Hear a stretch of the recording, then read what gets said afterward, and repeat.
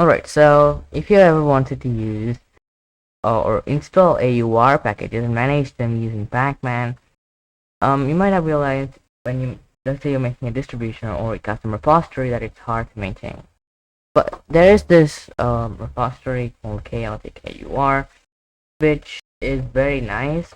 It actually is useful to making a distribution where you want to have an AUR package. Let's say Brave as your default browser, which is in the AUR and not in Pacman repositories. So there's this thing called chaotic AUR which allows you to install basically not almost every like the very popular AUR package. Like Yay, for example, is still an AUR package. So let me uninstall Yay. Oopsie, I guess my password is wrong again. Alright, so I can install Yay with Pacman if I use chaotic AUR. I'm using chaotic AUR, Pacman-S Yay. There we go, we get Yay.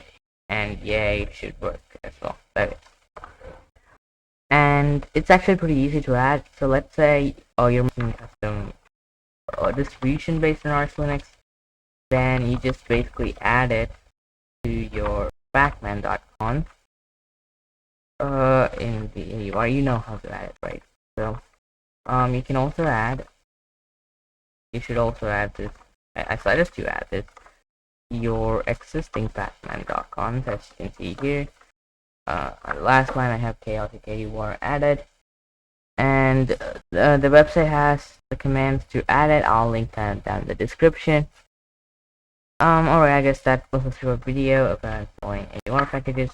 I especially love this because I can include Brave as my default browser, and I can have a fork of Pycom, which is